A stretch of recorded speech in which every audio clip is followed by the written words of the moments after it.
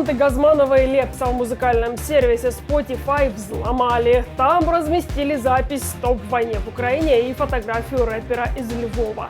Кто стоит за взломом, неизвестно. Размещенная на фотографии профиля ссылка ведет в телеграм-канал «Хасл Братки», авторы которого пишут о других взломанных аккаунтах. С вами Нехта. Все самое важное и интересное на этот час. Освобождение всех заложников – единственное условие отмены наземной операции в Газе. Почему Израиль медлит с началом? Иран, Китай и Россия. Лидер республиканцев назвал новую ось зла. Китай, Россия, Северная Корея и Иран. Ежедневные потери у россиян увеличились на 90%. Самые огромные потери техники несут под Авдеевкой. Друзья, для начала о наболевшем. Все просят лайки, и я не буду исключением. Ведь для команды Нехта очень важна ваша поддержка. Ваша активность говорит Ютубу о том, что мы вам интересны, и это очень поможет продвижению наших видео. Итак, врываемся в новости. Число погибших в секторе Газа выросло до 4600 человек, сообщил Минздрав Палестины. Еще 14 грузовиков с гуманитарной помощью проехали в сектор Газа через КПП «Рафах», расположенный на границе Египта с анклавом.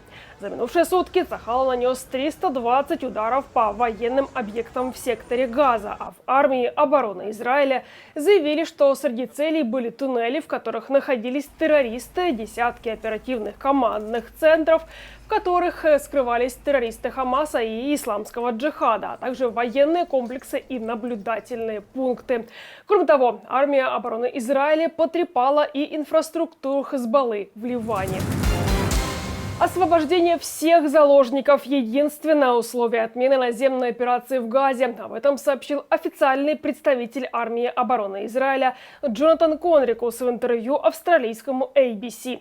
По его словам, цель этой войны – ликвидировать Хамас, чтобы он больше никогда не мог угрожать израильтянам и не повторил вторжение, которое случилось 7 октября. Если Хамас выйдет из мест, где он прячется, прикрываясь гражданскими, вернет наших заложников и сдастся без условий, тогда война будет окончена. Если они этого не сделают, нам, вероятно, придется пойти и сделать это.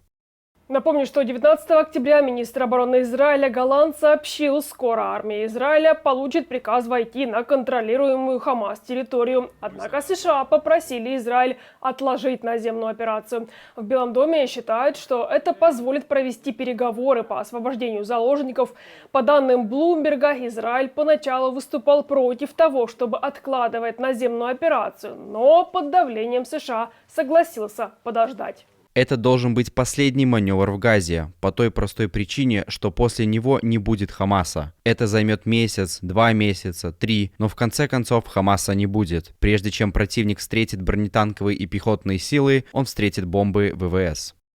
Власти США считают, что велик риск вступления в войну Израиля и Хамас других группировок и стран, а также нападений на американские войска на Ближнем Востоке. 350 тысяч человек, призванных резервистов, сосредоточены, большая часть из них именно на юге сектора Газа уже больше 10 дней.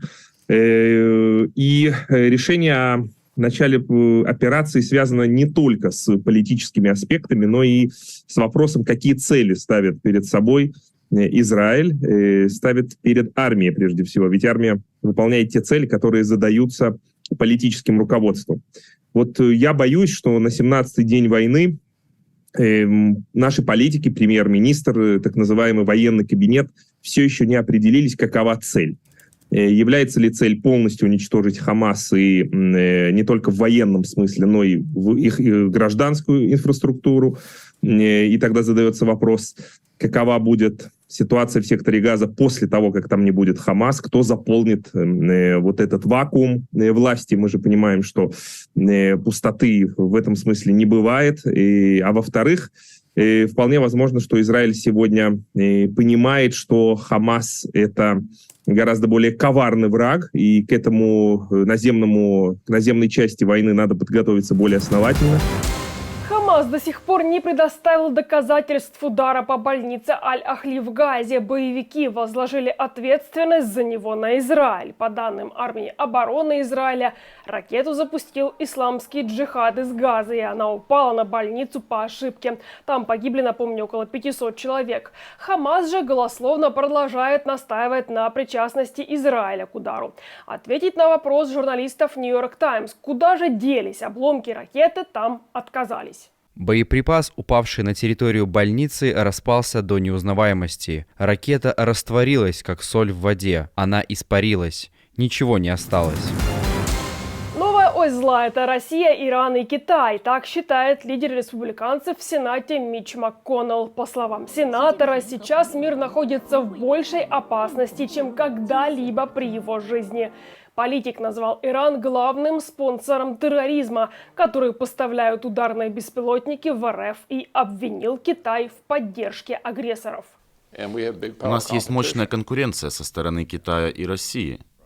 И у нас все еще есть проблемы с терроризмом, с которыми израильтяне, безусловно, жестко столкнулись на прошлой неделе. Поэтому я думаю, что для этого требуется глобальный подход, а не попытки исключить его части. Это все связано. Китайцы и русские заявили, что теперь они друзья навсегда. Иранские дроны используются в Украине и против израильтян. В мире существует ось зла – Китай, Россия, Северная Корея и Иран. И нам нужно противостоять оси зла, а не пытаться вести с ними дела. И к войне в Украине. В последнее время ежедневные потери россиян увеличились на 90%. В Минобороны Британии считают, это число достигло 300 тысяч убитых и раненых. При этом около 100 тысяч раненых оккупантов еще способны вернуться на поле боя. Однако эти цифры не включают в себя группу Вагнера или других наемников. В битве за Авдеевку РФ теряет огромное количество не только людей, но и техники.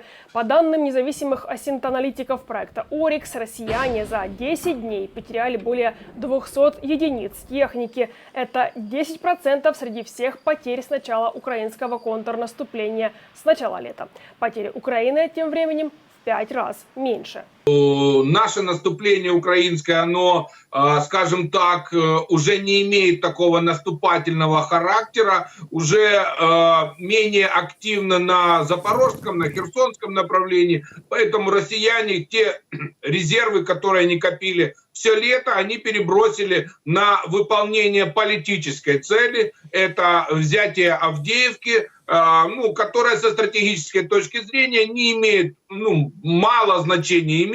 Выравнивание фронта, линии фронта не больше, потому что дальше за Авдеевкой идет 2-я и 3-я линия обороны.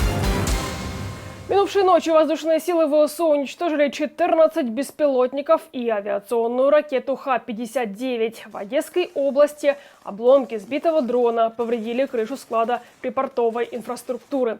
Атака дронов на область продолжалась около 3,5 часов, сообщили в воздушных силах. Российские террористы ночью атаковали Одесскую область ударными беспилотниками. Наши силы ПВО уничтожили 9 шахедов. В Одесском районе обломки одного из дронов повредили крышу состава припортовой инфраструктуры. На месте вспыхнул пожар. Его оперативно ликвидировали наши пожарные. Пострадавших нет.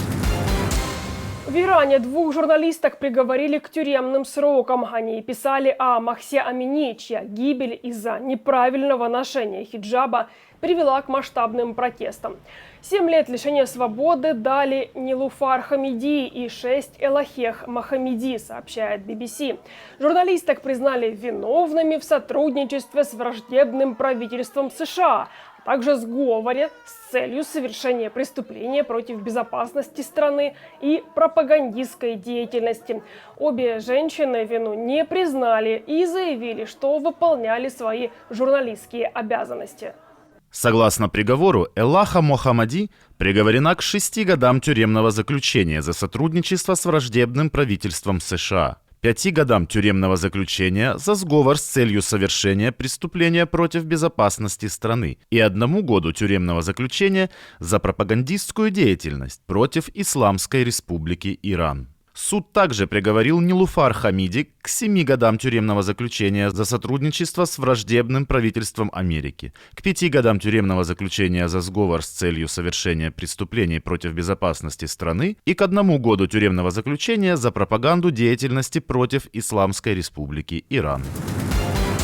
Красноярского художника оштрафовали за неваляшку с арестантскими татуировками, которую он показал на выставке «ГУЛАГ Тойс». Василию Слонову нужно заплатить 1000 рублей, а сам арт-объект уничтожат как предмет административного правонарушения. Причиной тому, по версии следствия, стала изображенная на неваляшке символика арестантского уголовного единства, которая признана экстремистской. На этом ставлю точку. Благодарю, что были с нами. Если вы хотите получать информацию более оперативно, приглашаю присоединиться к нашей многомиллионной аудитории в Телеграме, ну или Иксе. Поблагодарить нас за работу можете с помощью кнопки «Спасибо» под этим видео или по ссылке в описании. На этом у меня все. Слава Украине! Живи Беларусь!